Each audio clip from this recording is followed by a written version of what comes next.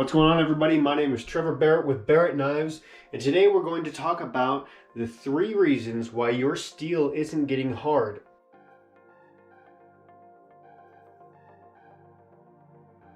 And of course, before we get started, I want to do a special thank you to Black Pearl Media, my buddy Caleb. Of course, all my patrons, if you're interested in that, check me out, Barrett Knives on patreon.com. And if you want to learn more tips and tricks on how to improve your bladesmithing, make sure you subscribe. Now, the 3 things that we'll discuss today as to what is preventing you from getting your steel hardened when you are quenching your blades are steel type, steel temperature, and preheating the oil. And each one of these has a massive effect on the way that your quench and your hardening turns out.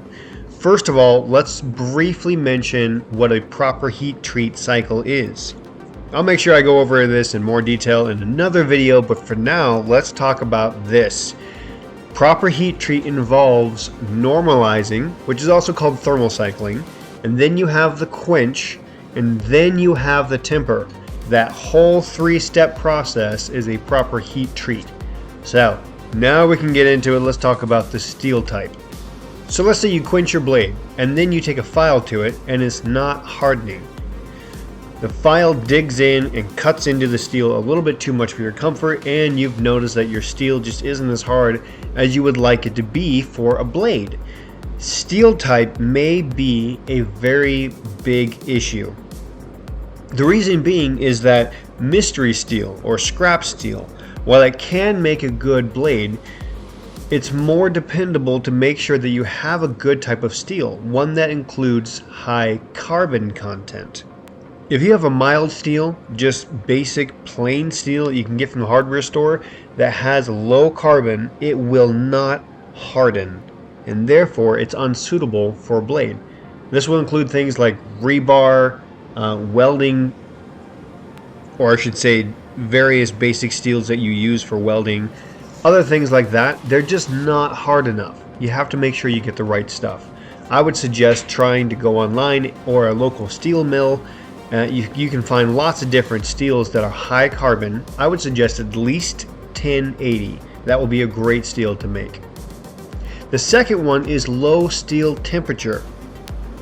This isn't the only reason. In fact, steel temperature could be too high just as easily as it could be too low. However, the big problem is that a lot of times people will start smithing and they'll go to quench their blade, but when they do, they're afraid, and so they don't want to overheat it because they hear that so much. So overheating is an issue, but a lot of times you can also underheat your steel. And then you go in for the quench and it just wasn't hot enough to cause that rapid cooling that you need. And so therefore, the steel won't harden properly. Without a hardened steel, you don't have a strong cutting edge. Your blade will be too flexible and it will hold a bend. You just won't get a good quality steel. This actually makes it a non-functional blade. So make sure you get your steel up to temperature.